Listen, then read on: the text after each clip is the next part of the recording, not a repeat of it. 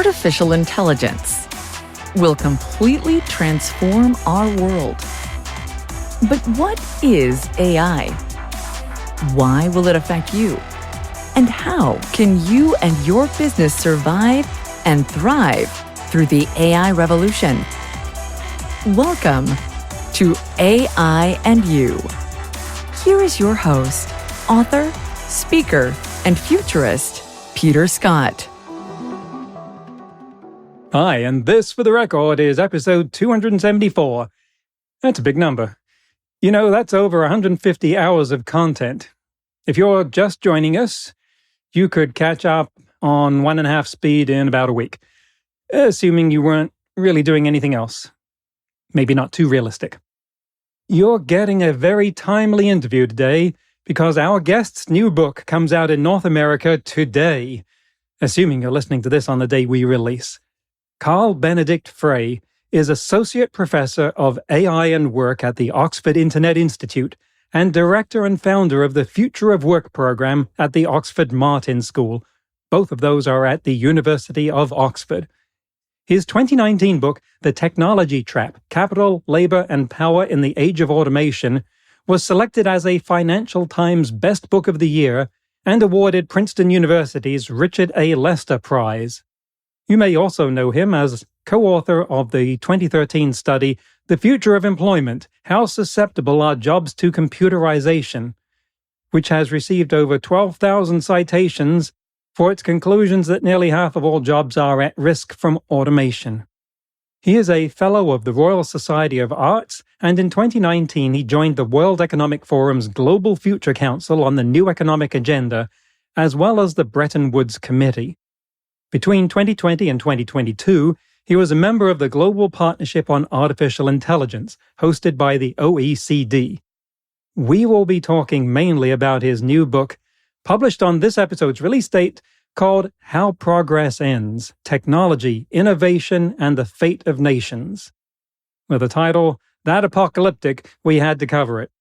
We'll talk about whether progress is inevitable, how growth depends on the interplay of technology and institutions, the link between productivity and innovation, the importance of institutional flexibility and decentralized funding, the effects of tariffs, the risks of China's increasingly centralized model, and why both the US and China are triggering declining dynamism in each other. Let's get into the interview. Frey, welcome to AI and You, and we're here to talk about your new book, How Progress Ends: Technology, Innovation, and the Fate of Nations. This is an amazing tour de force exploration of the technological arcs of the history of the United States, Russia, China, Great Britain, and how we got here today. I feel even that expansive a description doesn't do it justice. Can you tell me, what was your goal with this book? What are you striving to achieve with this? Thank you very much, first of all, for that generous introduction. It's a real pleasure to be with you. So a key theme of the book is that progress is not natural. It's not inevitable. If it was, the first industrial revolution would have happened a lot earlier in human history. If it was, most countries around the world would have adopted modern technology and would be rich and prosperous today. And even if you look around, some of the technology leaders of our time, the United States, China, you can throw Europe in there as well, productivity growth has been disappointing for the past couple of decades. Even in China, it's went into negative territory recently. And so despite a lot of the excitement around artificial intelligence, it's not showing up in the productivity statistics so far. And the goal is to sort of explain some of these patterns that we've been seeing historically. Why do we see, rapid burst of growth, as you saw with the Soviet Union in the 50s, for example, and ending in collapse in the 1990s? Why do we see Japan growing very rapidly for many decades to stagnate in the 1990s? In the 1980s, a lot of people worried that Japan was just about to overtake the United States, not unlike today. And so the book is sort of making the point that some of the key theories that we have around the wealth and poverty of nations are inadequate if you want to explain both booms and busts. So if you take the Soviet Union, a key or a number of theories that try to explain differences in economic performance across space center on geography, for example. But the geography of the Soviet Union was the same in the 50s and leading up to the collapse in the early 90s. And so geography could not explain both the rapid growth or the bust. It was constant. If you take culture, it didn't markedly change. You might argue that, Soviet Union become a little bit more open, perhaps, towards its later days. So if anything, that should be arguably good for growth. Institutional change was limited. It was still communist one-party rule. And so all of these sort of theories, geography, culture, institutions, are by themselves inadequate when it comes to explaining these patterns. And so what I argue in the book is that we need to look to the interactions between technology and institutions, and that technological progress entails two very different phases. On the one hand, you have the exploration phase where you develop new ideas, technologies, and prototypes.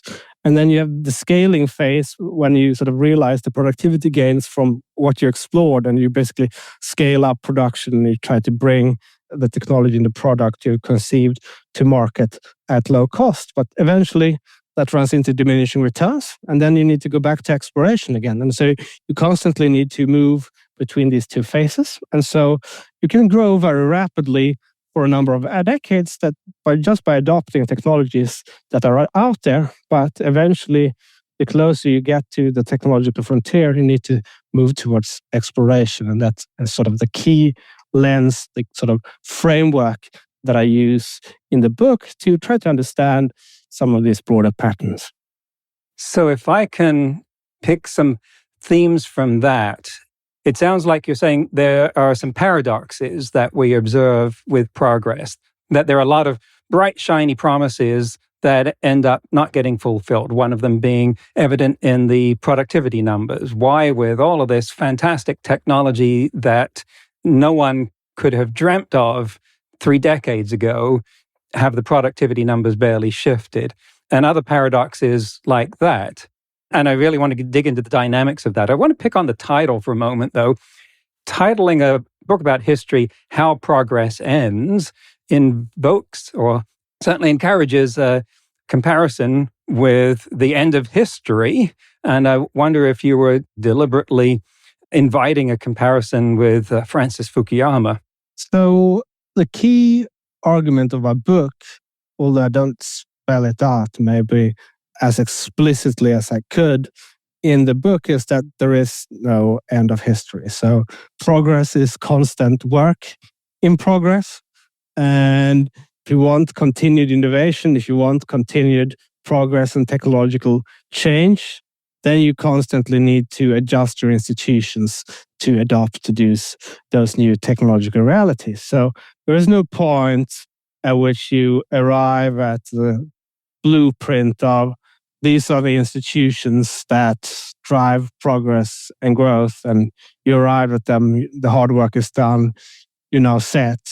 You constantly need to keep going, and you need institutional flexibility, right? So there are some themes or some institutions that are, I think, critical for growth. So property rights is one of them. It's what rewards investment and enables a decentralized system of exploration.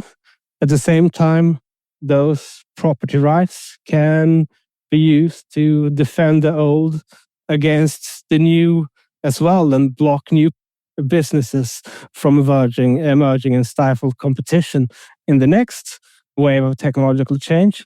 And so you need that institutional flexibility, and that's one of the key arguments of the book.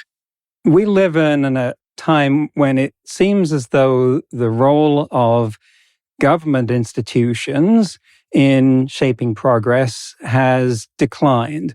It looks as though everything's driven by multinational corporations, and government and academia are on the sidelines, weakly cheering on or not, as the case may be, but your Google, Microsoft, Facebook, and Amazon and so forth are the ones calling the shots.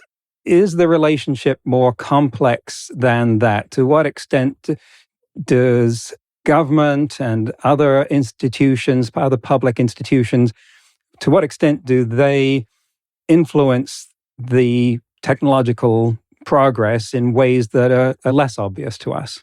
Yeah, so it's certainly true that if you look at the United States, the share of spending on R&D by the federal government has been going down as a percentage of GDP, whereas the share of spending by firms and private enterprises has been going up as a percentage of GDP.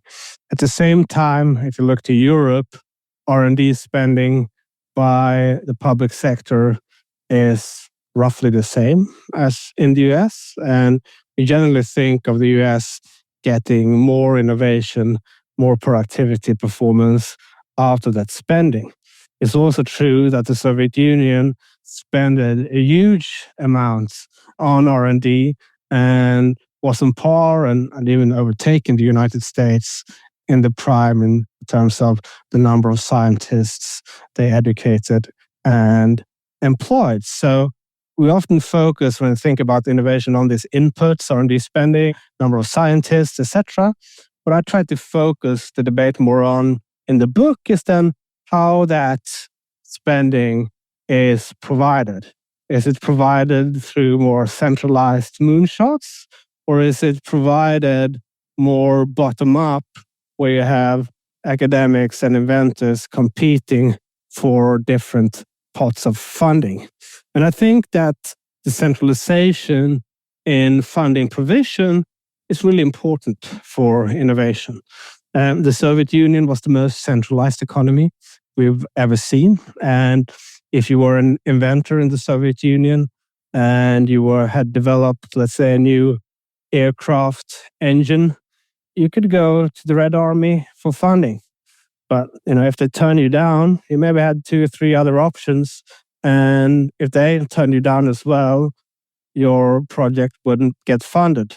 And more broadly, if your pursuits didn't align with national interests, you would certainly not get funded in the first place either.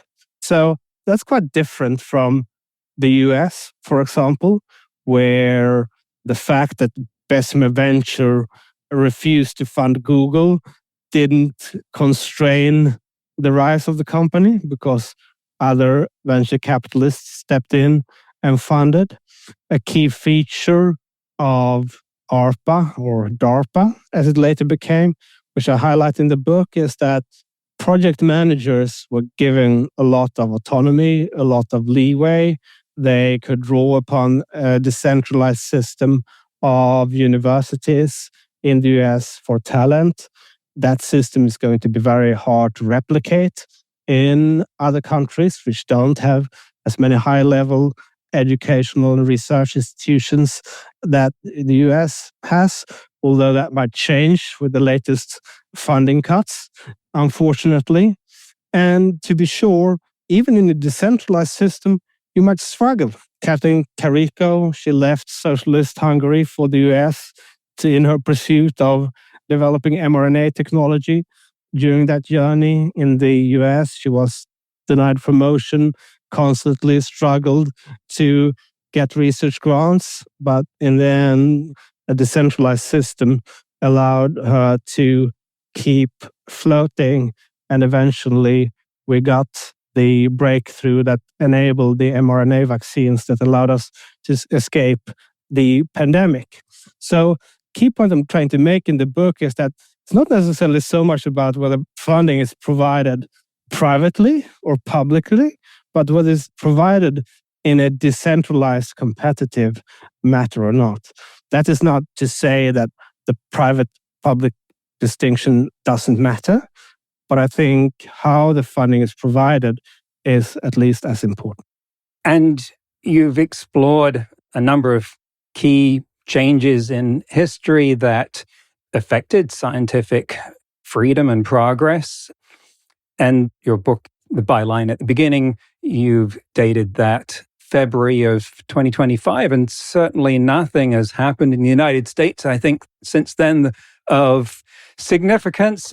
Maybe a few things in Washington, D.C., just for people wondering how much those intentionally seismic changes from the new administration might impact progress. I mean, the headlines are daily. There was one just yesterday about a science fair with air quotes around it being held in Washington, D.C., of all the work that is not going to get done now because of funding cuts to federal science research grants. What won't we know as a result? This certainly seems to land with the weight of many of the dramatic events throughout history, like the Cultural Revolution, for instance. Is it that big? Is there more smoke than fire? Can you put this in a historical context for us?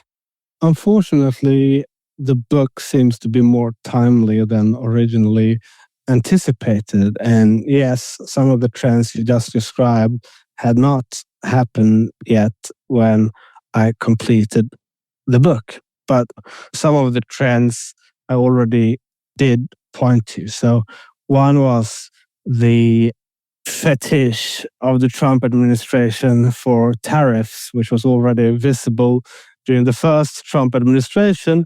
That was actually, to be fair, enforced by the Biden administration, but certainly reached new heights during the second Trump administration with Liberation Day. And another trend that predates the Trump administration, but is probably going to be exacerbated by it, is that we've seen growing levels of market concentration in the US across basically any industry for the past 3 decades or so. So what that means is that you're having less competition, less reshuffling of market share, less dynamism in terms of entry of new companies domestically. And then on top of that, you're shielding these incumbents from foreign competition through tariffs as well. The closest parallel to that I can think of would be post-war Britain, where Britain stayed outside the European Economic Community until 1973, and thereby was relatively shielded from foreign competition, and then had extraordinary levels of market concentration, whereby actually a third of manufacturing output was cartelized. And you see very slow, very disappointing productivity performance in those sectors in particular. And you also see Britain being overtaken by both Germany and France in this period. And the tariff experiment that we've seen now make the tariffs that we've seen in the past, at least during the 20th century, pale in comparison. And so if I'm going to say something positive, it would be that America still has a relatively large internal market compared to Britain. But these two are two very worrying trends. And, they predate the Trump administration, but have certainly been exacerbated by it. And not least the tariff exemptions we see, whereby politically connected incumbents can get better tariff deals than new emerging enterprises. And then on top of that, we have the defunding of the universities. In the book, I discuss the political challenges facing Chinese universities and the reversal of the autonomy granted to Chinese universities by Dong. But I didn't quite foresee to which degree the Trump administration would pursue American elite educational institutions and research institutions and the depth of the funding cuts that will follow. And so obviously that is going to have very detrimental implications for science and innovation in the United States. And unfortunately, as I said earlier, it made the book more timely than anticipated. There's a lot of people espousing a school of thought that the age of the United States, if you will, is drawing to a close, and that China is on the ascendancy in some form. That if you charted the rise and fall of empires, then you would see the British one declining in the early part of the 20th century, the American one rising, and then they now posit that that one is on the wane and China will ascend. From your perspective of the way that technological innovation has proceeded in these different domains, what do you think the immediate trajectories will be with respect to the way that United States is limiting or changing its own policies, and the Chinese ones may be reacting to that? So maybe the own reconciliation from American standpoint is that China has some very significant problems too, right? So about a third of Chinese GDP is real estate. According to some estimates, China's productivity growth turned negative after the Great Recession, has been very disappointed for the past decade. You would, of course, expect growth in China to eventually plateau after a period of significant catch-up, whereby you adopt technologies invented elsewhere. That certainly runs into diminishing returns at some point. But you're seeing China stagnating at much lower levels of income compared to Japan, compared to Korea, or compared to Taiwan. So income per capita in China is about a fifth of what it is in the United States.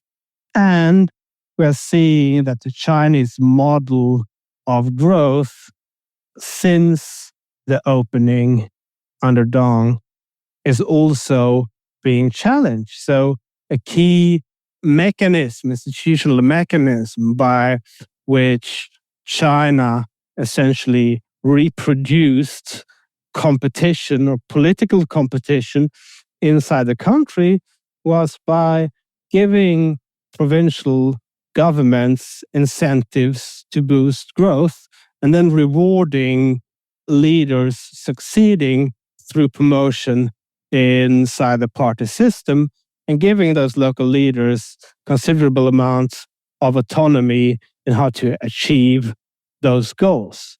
Since Xi came to power in 2012, we've seen that autonomy gradually being reduced, political power being more centralized in Beijing, in the hands of Xi in particular. We've seen a clampdown on universities.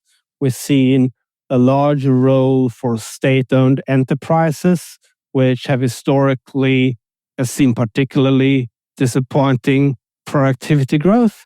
And part of the reason for that is that if you want to get businesses to pursue political goals rather than goals that were profit and market share are the measurements, well, they're hard to create those incentives. And so you're going to have to rely more on state-owned enterprises to do that. And so by making state-owned enterprises a centerpiece of the Chinese economy, you're also reducing the growth prospects in that economy. Now, China, to be fair, is spending huge amounts on R&D, and some of the policies it's pursuing is somewhat different from other latecomers such as Korea and Japan, where inventive efforts centered more on catch-up, whereas in China, it's trying to essentially leap beyond the frontier. And so we should have some humility in evaluating some of these initiatives. It's still early days, but when it comes to breakthrough innovation, it's very hard for any party to monitor performance because breakthrough innovation in early days reduces productivity. You have to explore in order to conceive new things. And it can take years and decades until those benefits materialize. And so you create really powerful incentives whereby you can grant projects to people that are close to you, that are allies, that are politically connected, and not necessarily reward competence so much, because competence can't be measured in the short run, only becomes evident in the long run. And I think that poses some critical challenges for the increasingly centralized innovation model that China is pursuing. While we're comparing United States and China around innovation, I feel that the national mythologies play a big part here. The United States has got this large story and mythology about being the home of freedom that provides a fertile home for innovation where you get to keep a just share of the fruits of your labors, and that creates a virtuous cycle. And whereas, in contrast to that, one of the stories that I saw in your book about the same time that the American Revolution was happening in China, there was a dictionary maker who was insufficiently, if I paraphrase this correctly, deferential to the authorities in the making of this dictionary. And as a result, he and his immediate family were executed and the rest of his family were put into slavery. That has got to be something of a damper on innovation. So I wonder, to the extent that these mythologies or the forces behind them have basis in reality, how much does that affect our perception that the United States innovates and China copies?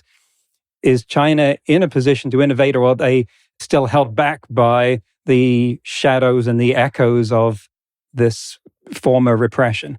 So inventive talent is all around the world. It's not just in the United States, it's not just in China. So we have skilled, technologically creative people in all countries and on all continents. But in some systems, people have more opportunities, fewer barriers, and innovation is more rewarded. Nobody in the right mind would say that the Soviet Union collapsed because of a lack of inventive talent. They had some of the best scientists and engineers in the world. China, too, has some of the best scientists, inventors, and engineers in the world. And they are acting and interacting in an economy that is still much more decentralized than the Soviet system.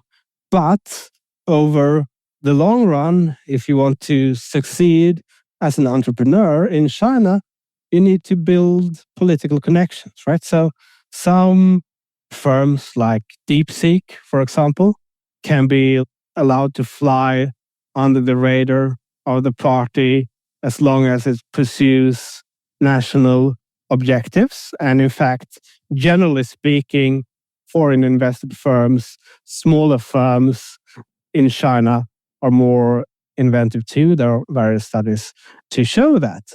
But to keep floating, you need to invest in political capital. And so you need to divert resources away from innovation towards nurturing those connections. And that means also that barriers to entry for new challengers are high. And so the same trend you see in the United States with less entry, reduction in business dynamism is evident in China too. And I would argue that the hurdles in China are even higher than they are in the United States because, the party is outside any constraints posed by the rule of law, right? And so in the United States, at least up until now, if you build a successful business and you stuck to the rule of law, you would be more or less fine. But now, obviously, we are seeing universities and institutions pursued for all sorts of reasons.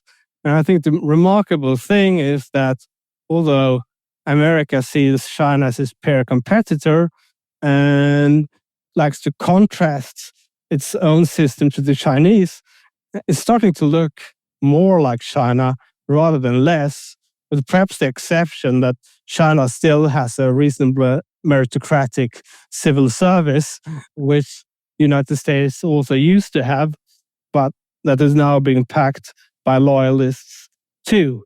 And so the capacity of the American state to solve coordination problems, to provide public goods, to build infrastructure, to create the institutions that allow firms to grow and scale is being reduced as well. So from where I'm standing, US-China competition for the moment looks more like a race to the bottom rather than a race to the top. That's the end of the first half of the interview. We'll have the next half next week. We do this so you have more bite-sized episodes, although in this case, I for one would be glad of the extra time to digest this extremely idea-rich content. We haven't covered geopolitical economics much before. Okay, maybe we haven't covered it all before. It's traditionally tangential to technology, and I'll confess that it's one of the topics traditionally of least interest to me. But AI reaches into everything in our lives, and that makes this topic of immediate importance to all of us. And Carl brings that alive for me in our talk. We'll conclude that next week. In today's news, ripped from the headlines about AI, researchers at Wharton at the University of Pennsylvania discovered another one of those kind of clever girl behaviors of AI when they deployed trading bots in simulated markets. They discovered that, quote, they, the bots, autonomously sustain collusive supra-competitive profits without agreement, communication, or intent. End quote. Translation: the bots colluded with each other to fix prices without any instruction or programming to do so. The research, in conjunction with the Hong Kong University of Science and Technology, deployed relatively simple AI agents powered by reinforcement learning with one instruction: maximize profits. You know, by now we should have a spidey sense that goes off whenever we hear about AIs being programmed with just one instruction to maximize anything. The bots spontaneously formed cartels that shared profits and discouraged defection.